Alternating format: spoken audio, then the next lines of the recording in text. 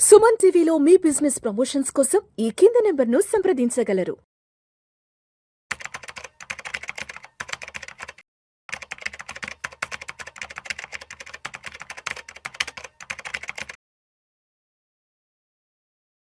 రామచంద్రమూర్తి గారు నమస్తే సార్. నమస్తే విష్ణు గారు. రామచంద్రమూర్తి గారు, బంగారం వెండి ధరల గురించి మాట్లాడుకుందాం. ఇప్పుడు మనం ఈ వీడియో షూట్ చేస్తున్న టైంలో బంగారం వెండి ధరల గురించి మాట్లాడుకుందాం. 24 క్యారెట్స్ 10 గ్రామ్స్ 1,60,000 రూపాయలు ఉంది. అదేవిధంగా సిల్వర్ కేజీ 2,60,000 రూపాయలు ఉన్నాయి. ప్రజెంట్ మనం ఈ వీడియో మాట్లాడుతున్న టైంలో సందర్భంలో ప్రస్తుతానికి ఇరాన్ దేశం పైన అమెరికా దాడులు జరిగే అవకాశం ఉంది, అమెరికా యుద్ధానికి తెగబడే అవకాశం ఉందంటూ కూడా మన వార్తలను చూస్తున్నాం, వింటున్నాం. అదేవిధంగా ఇరాన్ దేశం కూడా వాళ్ళ సైనిక స్థావరాలను కాపాడుకునే ప్రయత్నంలో ఉంది. అండ్ అమెరికా కూడా వాళ్ళ యొక్క సైన్యాన్ని ఇరాన్ సరిహద్దుల్లో మోహరించే పనిలో ఉన్నారు. కాబట్టి మనమైతే యుద్ధం రాకూడదనే కోరుకుందాము. బట్ ఆ యుద్ధం ఆపే శక్తి మీకు నాకు లేదు కాబట్టి, మనకు ఎవరికి లేదు కాబట్టి, ఇన్ కేసు ఏదైనా ఒక అన్సర్టనిటీ వచ్చి ఒకవేళ యుద్ధం కనుక మొదలైతే అసలు ఇంకా బంగారం వెండి ధరల గురించి మనం ధరల పెరుగుదల గురించి అసలు ఊహించగలమా? వాటి పరుగును ఎక్స్పెక్ట్ చేయగలమా ఇన్ కేసు అక్కడ ఏదైనా ఒకవేళ యుద్ధం వస్తే? మీరు అన్నట్టు యుద్ధం రాకూడదని కోరుకోవాలండి. ఎందుకంటే రాకపోవచ్చు కూడా యాక్చువల్గా.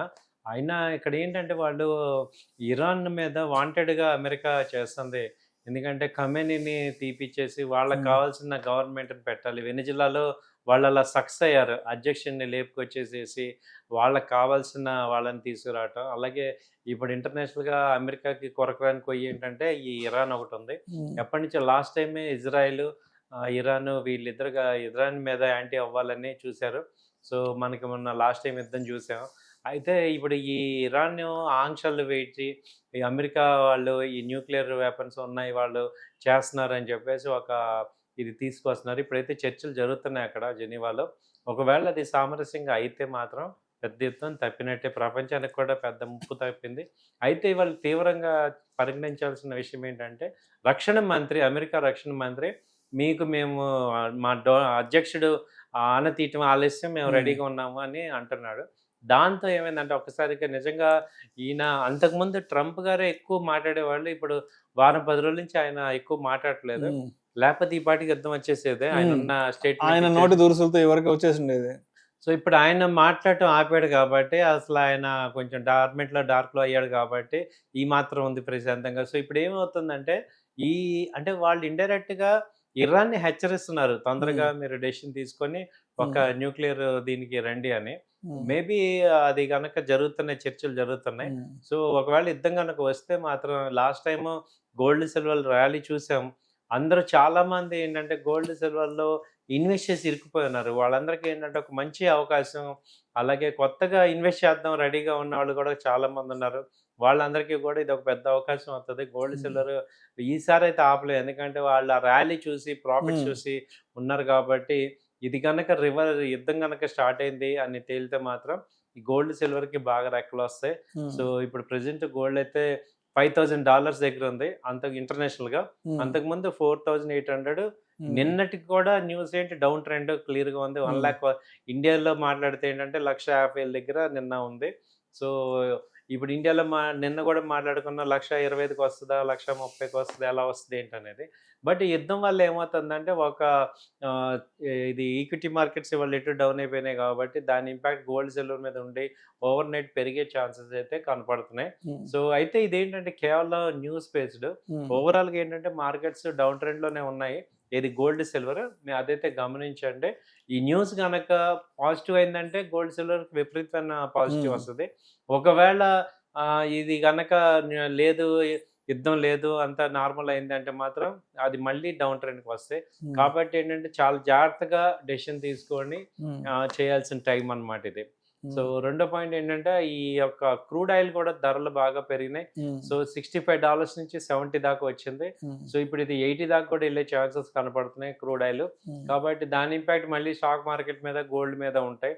సో ఇవన్నీ కూడా పెరుగుతుంటాయి. కాబట్టి ఏంటంటే ఇది రేపు ఎల్లుండి వరకు కూడా మనకి ఒక క్లారిటీ వస్తుంది, ఏం జరుగుతున్నాయి, యుద్ధం జరుగుతుందా లేదా ఏంటనేది. కాబట్టి ఇది వెయిట్ అండ్ వాచ్ లాగా చూడాలి. అంటే ఇప్పుడిప్పుడే గత 20-25 రోజుల నుంచి బంగారం వెండి ధరలు ఆల్మోస్ట్ ఒక 40-50% వరకు తగ్గి, అంటే వెండి ఆల్మోస్ట్ ఒక 50% వరకు తగ్గి కొంత వెనక్కి వచ్చింది. బంగారం కూడా 1,80,000-1,85,000 నుంచి ప్రస్తుతానికి 1,57,58,60 దాకా వచ్చింది.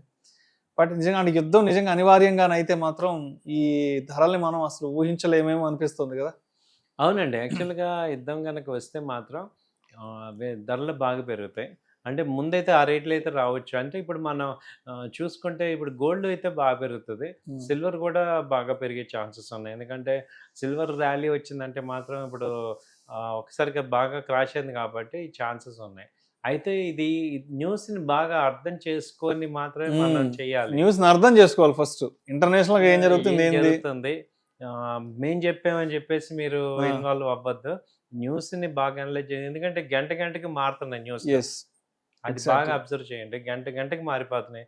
ఒక అనలైజ్ చేసే లోపే ఇంకొకటి అవుతది. ఇప్పుడు నిన్నటిదాకా ట్రెండ్ నిజంగా నెగెటివ్‌గా ఉంది. ఈక్విటీ పాజిటివ్‌గా ఉంది. ఒక్క రోజులో మారిపోయింది. సో, ఆ ఇంపాక్ట్ కూడా చాలా దారుణంగా ఉంటుంది. కాబట్టి దీని మీద ట్రేడ్ చేసేవాళ్ళు గోల్డ్, సిల్వర్ మీద చాలా జాగ్రత్తలు తీసుకోవాలి. తక్కువ క్వాంటిటీ చేసుకోండి. ఫ్రీ అమౌంట్ పెట్టుకోండి. మీరు ఒక 6 నెలలు, 1 ఇయర్ పర్వాలేదు హోల్డ్ చేసుకుంటే అన్ని అమౌంటే చేసుకొని చాలామంది ఏమవుతున్నారంటే ఎమోషన్ అయిపోయి అప్పులు చేయటం, వాళ్ళని వీళ్ళని డబ్బులు అడిగి అడ్జస్ట్‌మెంట్ చేసి ఇలా అంటున్నారు. అలాంటివి చేయొద్దు. అలాంటి మార్కెట్ కాదు ఇది. సో, మీ ఓన్ క్యాష్‌తో చేసుకోండి. Long term investment point of వ్యూలో చేసుకుంటే వస్తాయి గానీ ఇది ఎక్స్పెరిమెంట్లు చేయదు. ఎందుకంటే లాస్ట్ 2-3 మంత్స్ బ్యాక్ అంతా చాలా మంది ఎక్స్పెరిమెంట్లు చేశారు. ఇంట్లో ఉన్న పాత బంగారాన్ని తీసుకెళ్లి బ్యాంకులో కుదువబెట్టి ఆ వచ్చిన డబ్బులతో కొత్త బంగారం కొనుక్కోవడం, లేదంటే ఇంకేదన్నా ఈక్విటీ మార్కెట్స్ లో ఉన్న డబ్బులు తీసేసో, లేదంటే మ్యూచువల్ ఫండ్స్ లో ఉన్న డబ్బులు తీసేసి వెనక్కి తీసేసుకుని వచ్చి గోల్డ్ లోనో సిల్వర్ లో ఇన్వెస్ట్ చేసేద్దాం అనుకుని చాలా మంది ఎక్స్పెరిమెంట్లు చేశారు. బట్ ఏదైనా సరే మొన్న చూసినటువంటి ఆ ధరల్ని దాంతో ఇవన్నీ దృష్టిలో ఉంచుకోవాలి. అంటే మార్కెట్ లో వేవ్ ఎలా ఉంది ఏంటంటే చేసుకొని చాలా జాగ్రత్తగా ఉండాల్సిందిగా కోరుచున్నాం.